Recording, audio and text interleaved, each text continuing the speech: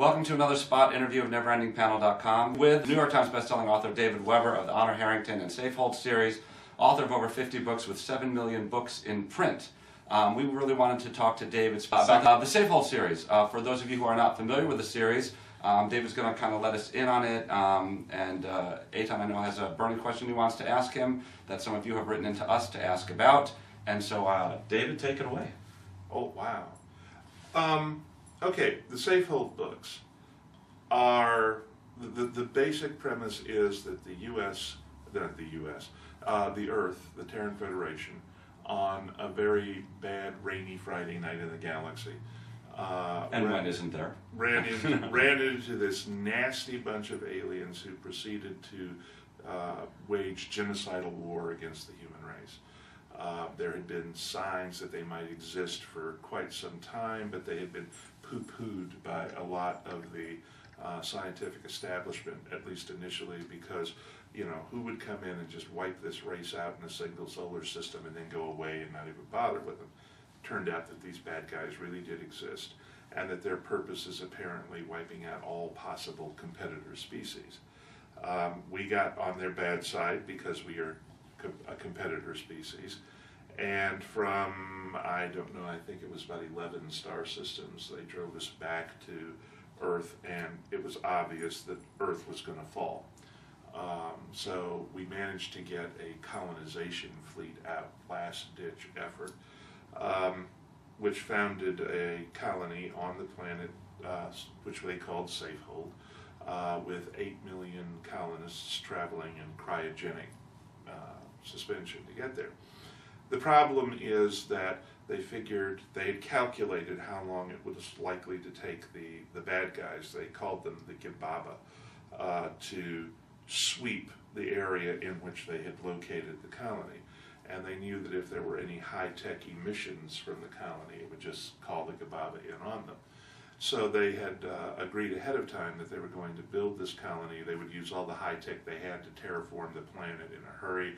Then they would get rid of it, literally dispose of it into the sun of their new star system. And then they would have this low-tech planet. And all the colonists agreed that that was fine with them. But everybody knew that as soon as they had to clear redwoods to put in farms or something, somebody would want his atomic-powered chainsaw or whatever, humans being humans. So the colonists all agreed to have their memories adjusted while they were in cryosleep so that they would not remember high-tech when they got where they were going. Well, all well and good. And then this condition was supposed to persist for about 300 years, which would be long enough. And then, knowing the Gibaba were out there, we would begin rebuilding our tech base in a more covert fashion until it was time to go looking for the Gibaba, who were not that far tech advanced over the human race at the time of the war. Well, it all worked pretty well, except that the colony administrator decided that it would be better if technology never reemerged.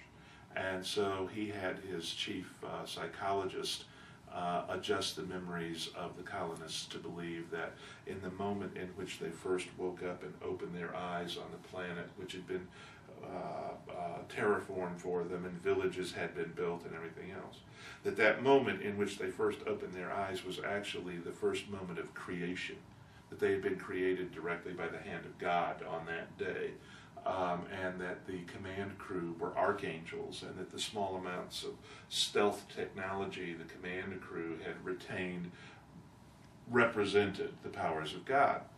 The original colonists had the nanotech, but not the booster treatments for the life-extending processes that had been developed on Earth, so they could expect to live about 300 years. Their descendants would have normal lifetimes.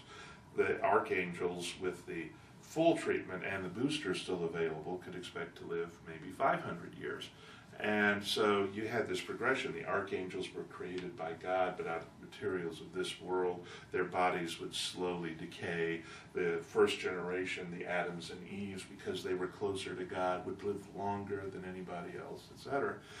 And you had 8 million literate people who left their first-hand accounts of the day of creation and interacting with the archangels were a couple of centuries behind.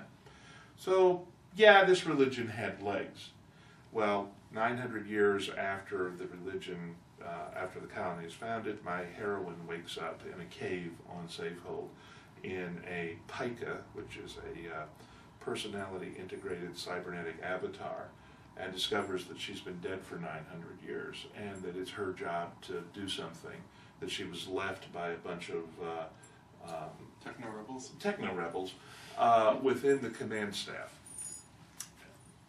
Okay. And so what the story is dealing with is her effort to both promote freedom of conscience and freedom of religion on this planet, and also to build the tech base that's going to be needed. And there are all kinds Without of getting wiped out by the aliens out there who are just waiting for them to show first signs of Yes, and also technology. but not getting wiped out by the kinetic bombardment system that the colony administrator left in space to kill anybody who develops high technology. Got it. No. Eitan, you said that there's a question. I Brian. got to ask a question. Yeah. And it seems to me like there's a hole. And the Mhm. hole I'm trying to figure out is you're fighting for your life against a genocidal species, Yes. and you have this freaking huge advantage. You've got the pica. Mhm. And the pica are basically, you can download a personality into this. Mhm. You can send them off to a solar system without any planets. Mhm. They don't need atmosphere, they don't need anything. They can build an industrial base anywhere. If it doesn't work, it doesn't matter. I mean, you can literally spread these suckers out like parasites. Just create more of themselves. You can get 100 of your best engineers, 1,000 of your best captains, 500,000 of your best Marines. It doesn't matter. You can just endlessly make these things. Anywhere there's a sun and raw materials, why don't they go ahead and do that? I mean, if this is, you made it seem like it was a normal part of their economy. Why didn't you make it a military prototype? Gosh, I never thought of that. No, there's actually an answer to your question. Which Spoiler alert. Eventually will be dealt with in the series. Oh, I can wait then. Well, first of all, Naimu's pica, if you go back and look, it's repeatedly described as a top-of-the-line, etc. However, that is not an attempt to waffle around your point. Lower-level model picas could have been used in the role you're talking about.